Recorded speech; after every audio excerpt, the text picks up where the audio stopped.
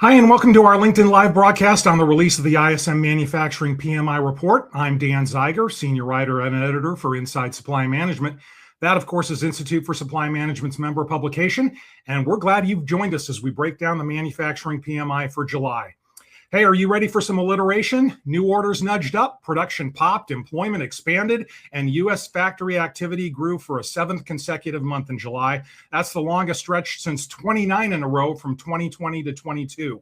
The PMI registered 55.6%, and that is the highest reading since May of 2022.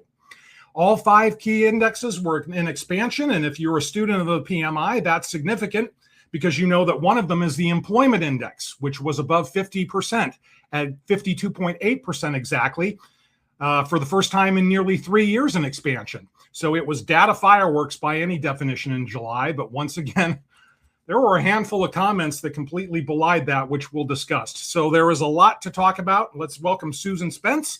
She is the chair of the ISM Manufacturing Business Survey Committee. Hey, Susan, the numbers that stood out to me at first, we'll get to employment. That was obviously very big later, but the manufacturing demand, which probably factored into the employment, I'm sure, was solid, with new orders at 56.7%, backlog at 55%, new export orders at 53%. Those indexes were up a combined 9.7 percentage points. So obviously an encouraging dynamic there. Yeah, I was really happy, and good afternoon, by the way, and evening and morning to everyone around the world watching. Really, really happy to see the continued expansion for categories that have been doing this for 6 or 7 months, like new orders, like production, like backlog. And the one I've been waiting for personally, employment. At what point are these companies going to be confident enough that tariff chaos is mostly died down, meaning we know what's going to happen, despite price volatility in the war? At what point have orders been flowing enough from their customers for them to hire? And this was the month. So it is only 52.8, but it's been years. So really, really encouraging. Also encouraged that pricing volatility took another dip. 71.1 is not great, but it's a whole lot better than 85. That's for sure. Yeah. Mm-hmm. Yeah, let's talk about demand a little bit, number, and we'll certainly get into prices a little bit later, like we always do. But yeah, with the demand numbers, I might have expected a production index number like this next month, maybe. But we got it in the same month, up 6.3 points to 58.5%. That is the highest since November of 2021, when it was 60.5%. Just talk about that a little bit. So we've been talking about the new order pop for the last several months. I think is in part, maybe large part, due to the pent up demand from all of last year, when things were so uncertain with U.S. policy that customers just waited as long as they could. So why you had just a 0.5 point increase in orders, but production a big increase. Not quite sure. We'll take it. Backlog similarly is up. And new export orders, look at that one, 4.5. That's a big leap, especially in the tariff world that we've been weighing in. So I do still think it's pent up demand, but it's, the good news is, as I said earlier, it's enough of a confidence builder for these companies that more often than not, they're going to be hiring. And in fact, if you go to sentiment, because I measure sentiment based on the survey comments in general, for demand in new orders, for production, for new export orders, and for hiring, for the comments to be 1.5 comments indicating hiring versus 1 that is not. That's a big deal, when back in November, for every person that was hiring, there were 3.4 comments saying they weren't. Complete turnaround. So that's wonderful. And again, it just underscores the point, when there's uncertainty in business and you don't know what pricing is going to do, and you don't know what your government's policy is going to be, or there's a lot of things threatened, and then some you learn is a negotiation strategy, some is really going to happen. When all that uncertainty makes you uncomfortable, you stand still, you don't hire, you don't spend your capital dollars. And what we've been saying is we need more steadiness and a little more certainty. Well, we got a whole lot more certainty in February when the Supreme Court ruled on what you can't do as a U.S. government. And I think it's not that's the only thing, because certainly you had a war come in after that could have sent it the other way. But the underlying economy is strong. It always was. It was strong in January of last year. And we had a really, really ugly year. And the economy and the businesses reacted to that. And now they're seeing some more positivity. And it's not just 1 or 2 months. Yeah. Is it potential? And this is, the contrarian mindset that we tend to have from time to time when we talk here on these broadcasts. But you had mentioned in your comments earlier today to a conference call of reporters, you cited the new tariffs that were mentioned on Friday. Obviously, Iran has flared back up again, and that is threatening to become more of a regional war. If you've read some of the headlines over the weekend. Just talk about those dynamics. I mean, obviously, great sentiment. You noted in the past few months, it's changing direction, but, are those red flags that we keep talking about? Yeah. Are they still as big of a factor as they've been in a few months, depending on what could happen? Yeah. Said another way, what can go wrong, right? What can derail this thing? And I talked about that this morning in the press conference. The Iran war is still a risk. Pricing volatility is still a risk. The tariffs that were announced Friday, that wasn't a surprise that they were announced. And people understood when 6 months from January ended to the day, and they knew they couldn't be more than 10 to 12.5%. I personally wasn't surprised it was lobbed on 99% of this nation's GDP and 60% of our trading partners. The administration, in part, is trying to make up for the lost revenue that they can't get with IEEPA. But at least we knew in February when the SCOTUS ruling happened, I think it was that same day, and I forget if it was Secretary of Treasury Bessent or someone else, but we're going to replace them. Well, whether you replace the total dollar number or the spirit of it, when we have the announcement last Friday, even though our survey had closed, I wasn't surprised. I don't think anybody was, that this is now what life's going to be like, but right?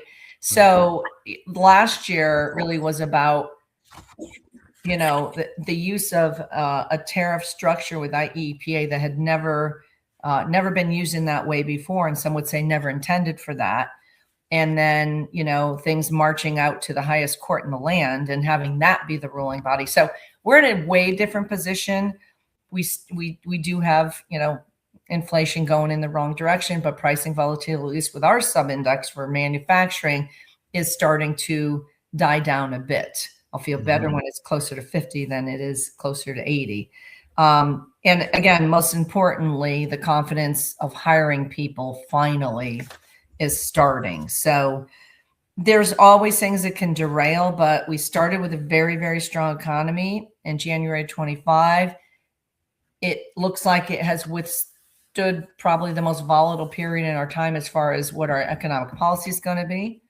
And it's returning to strength. We will also see what happens, and you'll notice one of the comments about AI activation, right? We have a lot of shortages and commodities up in price having to do with data center build out.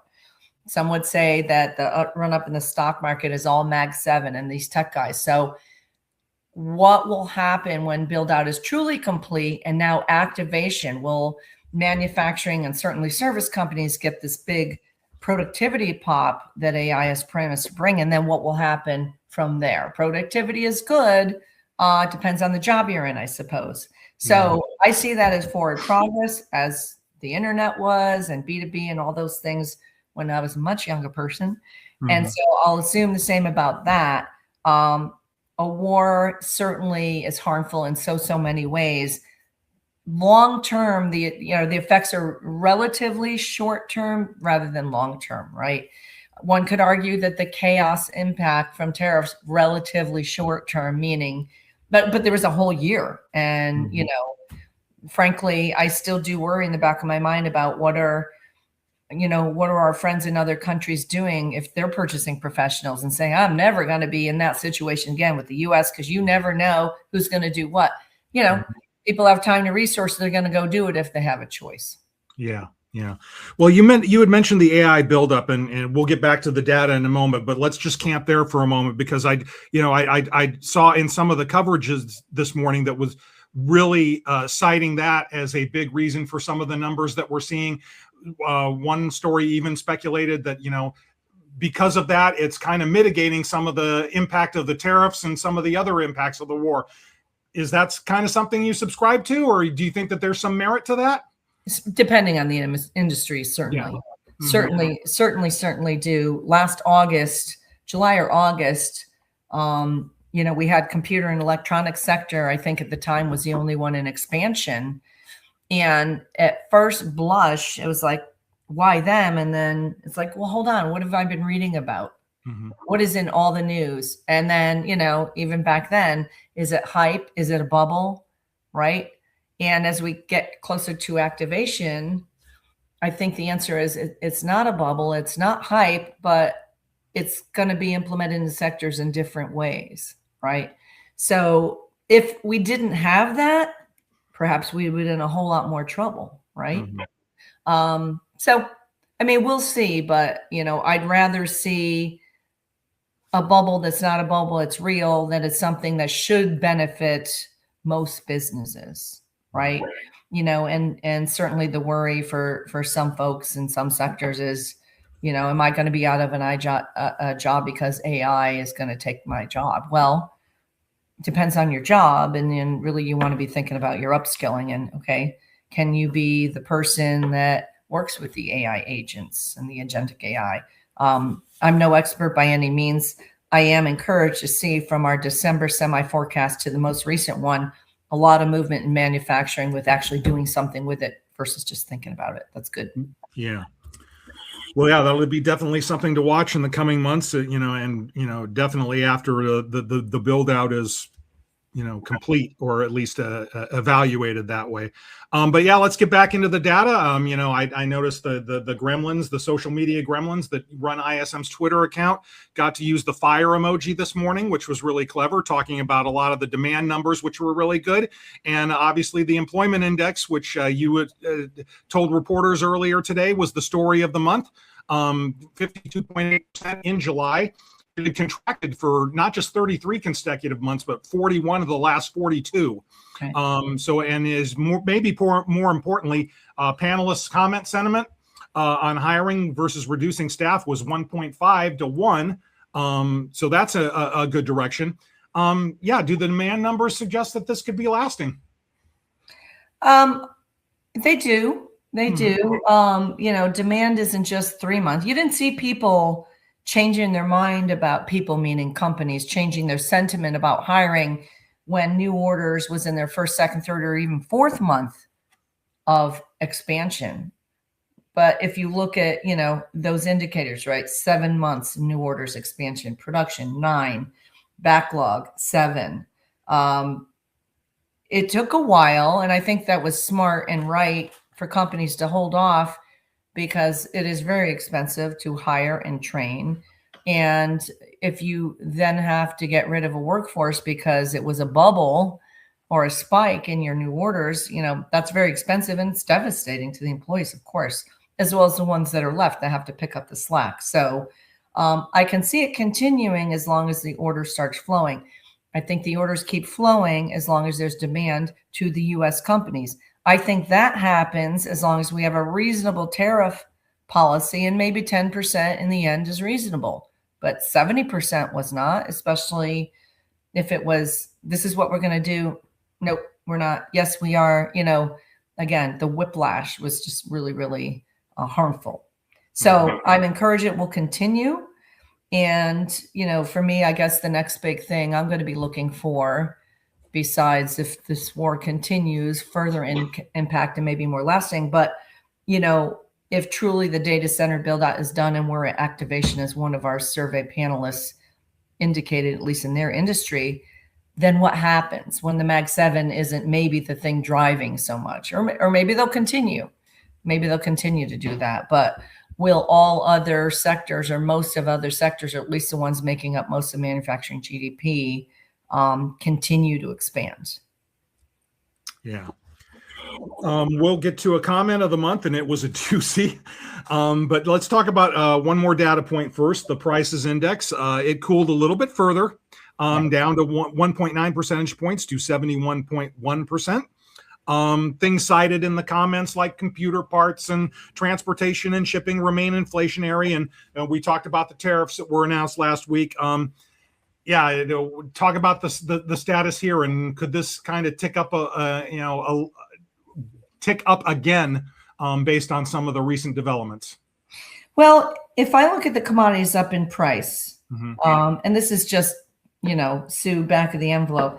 If you look at the list up in price and think about what ones have a more direct than not tie to petroleum and oil, which is certainly what's being whipsawed right now, right? So you have oil-based products, you have fuel, you have plastic-based and resins and things like that, more plastics, right?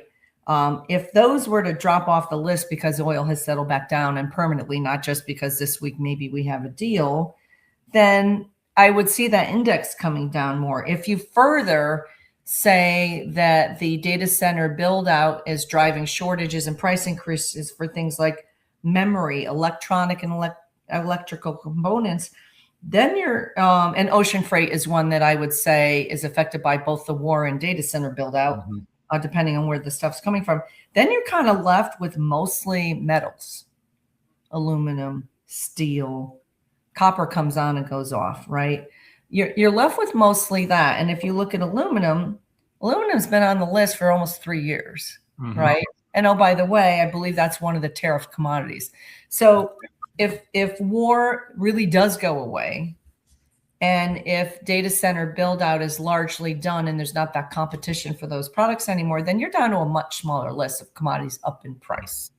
And on the consumer front, if your gas tank prices are going down, and then, the prices at the store that may have to do with fertilizer and crops and things like that, then it feels like it's getting to be really nice, really much, much more normal. So that's where I think those two risk factors can really, really help and drive the economy to be more on fire. Yeah. Well, we always look at the comments, and they're always interesting. And we have one and a half comments this month, I guess you could say. The comment that I'll quote directly is from a respondent in Primary Metals, and he or she wrote, "No normalcy in sight in the world of metals. It makes me yearn for the coronavirus pandemic chaos, which was more manageable than whatever this is that we're in. At least business is better. However, the components of good business are not. Sharp pricing downturns in aluminum will make things more interesting, as supply levels will prevent those decreases from taking hold across the board. But getting customers to understand that is not always easy," unquote. There was another comment from an respondent, electrical equipment, appliances, and components, that mentioned that pricing volatility is worse now than during the pandemic. Now, Sue, if you had told me that in the same month that the PMI was north of 55%, that there were multiple comments saying things were better during COVID-19, I'm not sure what I would have said. I would have taken another sip of coffee. So, help me make sense of this. Sure. Well, when I picked just a little bit about methodology, if we have sentiment that's 60% positive, 40% negative, I'm going to try to get 6 positive comments and 4 not. And I largely stick by that. Of course, I'm always going to try to have representative comments from the top 6 sectors, because they represent something like 72% of manufacturing GDP. Neither of these are top sectors. In fact, primary metals is pretty small. The comments were really interesting for the insight, and I really liked the primary metals one, not because it made me yearn for coronavirus pandemic chaos. I'll remind folks, if you were working back then, you didn't know it was only a 1.5, 2 year thing. You kind of thought the world was ending because nobody knew, right? But in the end, everyone was trying to row in the same direction, stay safe, keep their employees safe, keep their family members safe. And the market did what the market did because it was this amazing, horrible, terrible event that we had not seen since Spanish flu, I guess, right? Mm-hmm. But the line that got me in that comment, at least business is better, however, the components are not. That kind of says it all right there for a lot of sectors. At least these indexes are moving in the right direction. However, we still have prices at 71.1. We still have now, a tariff policy that every country we do business with, or at least those that make up 99%, is going to have 10 to 12. So you may have been one of the lucky ones where your input prices were coming from raw materials from a country that wasn't in the sights of the administration for 40 to 50% tariffs. But now if it's 10% across the board, that could be significant for you. And then the EEAC pricing volatility worse now during the pandemic. Electrical equipment, appliance components, right? Think about your sensor on your stove. I've got a smart stove. I love it. It's great. It's competing with memory and circuits with data centers. So maybe when that dies down, things will get more normal. And oh, by the way, EEAC appliances especially, guess what people didn't buy when prices were at an index of 85 and they weren't sure what's going to happen in their jobs and chaos. They didn't buy that new stove. I know I'm oversimplifying it. So, it's important to include comments like that are insightful, but also not all is well for everybody. But we do want, underlying strong economy. And so these comments also highlights what these purchasing managers have to deal with. And I never want anyone to forget that. It is not easy. Yeah. Yeah, even in the best of times. Well, yeah, as you had pointed out, a couple of those industries that were cited in those comments, not the biggest in the manufacturing sector in terms of GDP, but we're going to talk about one now that is certainly not the case. 4 of the 6 largest industries expanded in July, but there was one that didn't, chemical products, which just happens to be the largest sector in terms of GDP. We've talked about a lot in this space as a barometer. A lot of chemicals go into a lot of other products. There were a couple of comments from that industry that elucidated the challenges that industry is facing at the moment. So just talk about that. And yeah, based on, as we've talked about it as a bellwether, are there any concerns? Yeah. So, when you go from 5% of manufacturing sector in contraction to 20, alarm bells could go off. When you see it's 1, I breathed a little bit of a sigh of relief, but it's a big one to your point. We're not going to throw out what the chemical PMI number was exactly, but that particular sector was in contraction all the way up until January, right? A lot of things were in contraction last year. It's been steadily up since January, right? And it's certainly been above 50. And right now, the number, it's slightly below the 50 mark. Again, we're not going to say what that number was. So I'm not overly worried about it. And frankly, chemical products are really impacted by oil, right? And those sort of things. So it didn't surprise me. Certainly, if you look at in our report, the category, the sectors that aren't expanding, I think petroleum was another one, right? But who knows? I mean, depending on, that's one where every month it could be different depending on what's going on with the war. But I think probably at the time of the survey, I think that's the time when crude was down to almost pre-war levels. So I don't worry too much about that. If chemicals was in contraction for a protected period of time, that worries me a whole lot more. So it's a dip below, but it's been strong since January. So we'll see what happens next month. But, we went from 85% of manufacturing GDP in contraction, I think that was back in November, to last month 5. That's huge. So I'm still feeling pretty good about it. Yeah.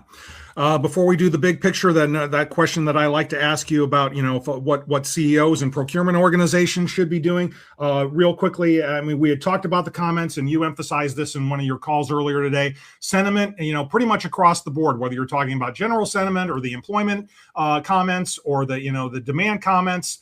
The trajectory is moving in the right direction, and as we like to highlight and have fun with some of the comments that stand out. But yeah, just talk about that in general. Let's make that clear. The past few months, the overall sentiment is trending in the direction that you want it to be. Yeah. So a few things are settled now. The war is not one of them. But if you think about a CEO and what does he and his purchasing managers have to think about in the next few months, we now know that 99% of the GDP is going to have a 10 to 12.5% tariff. They already know what commodities like aluminum, for instance, are tariffed. You hopefully are in a company that's doing something with AI that's going to give you some productivity that maybe allows you to absorb some of those increases. But what I would be thinking about now that it was more certain with the rollout of those, I think Section 130 tariffs, now I think you can revisit your resourcing decisions or sourcing decisions or nearshoring or reshoring, whatever. And if you can expect a 10% across the board, depending on what percent of your bill of material is imported, now you can start to make your decisions, right? So that's good because there's more certainty. And if you're not doing anything with AI, you got, I mean, who can't do something with AI? There's pieces that are a part of every company, regardless of sector, back office, payroll, accounting, things that certainly before AI could do robotic process automation and those sort of things. If it helps you be productive, maintain a profit level despite tariff increases that drive up your cost of bill of materials, and you could continue to hire, but carefully hire, not hire in areas that you're going to find 3 years from now, I could just do AI. So I would be looking at AI. I'd be looking at the cost structure now that you know a little bit more about tariffs, right? And as always, I'll always say it, risk proof as much as you can. I mean, technically you can't risk proof, but go play those scenarios, even if you're breathing a sigh of relief to say, what can go wrong? Are we as strong as we can be? Are we nimble and flexible enough so that if we had to make a change in our sourcing efforts, we could? Yeah. Just coming at it from a layman's story, real quick. I mean, that kind of what you were talking about, what timetable is that? Is that something you can do in the next 30 to 60 days if you're a procurement organization, or is that kind of more long-term planning that you were talking about? You should have been doing it all last year. I mean, these panelists, remember, they're like between, my CFO walks in my office and every day it seems, but it's more like every week or every few weeks, I have to recost that bill of material because he's got to figure out what's going to happen to earnings or what's going to happen with other decisions they have to make. By now, I would think there'd be a model out there that you can plug in your various scenarios and say, here's what has to happen. The difference is you have a Supreme Court ruling, can't go higher than that, right? And now you have an administration announcement of a policy that's more defined, okay? So those are two big factors we didn't have before. So I would say now's the time to start to make some decisions. And hopefully the capital purchases are going to be what people predicted they would be in our last forecast.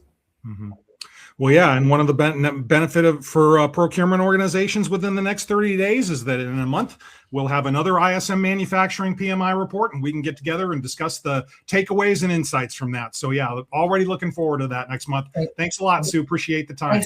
Thanks. Yeah. And thanks to you for joining us today. In a little bit, you can go to ISM's website and read the roundup article that details a lot of what Sue and I have discussed here. And we will see you on Wednesday when the ISM Services PMI report for July will be released. And we'll discuss the developments with Steve Miller. He's the chair of ISM Services Business Survey Committee. Hey, if you'd like to be a part of the ISM Manufacturing or Services Business Survey panels that help compile data for the ISM PMI reports, you can go to ismworld.org/join the panel for more information. And don't forget the hyphens there.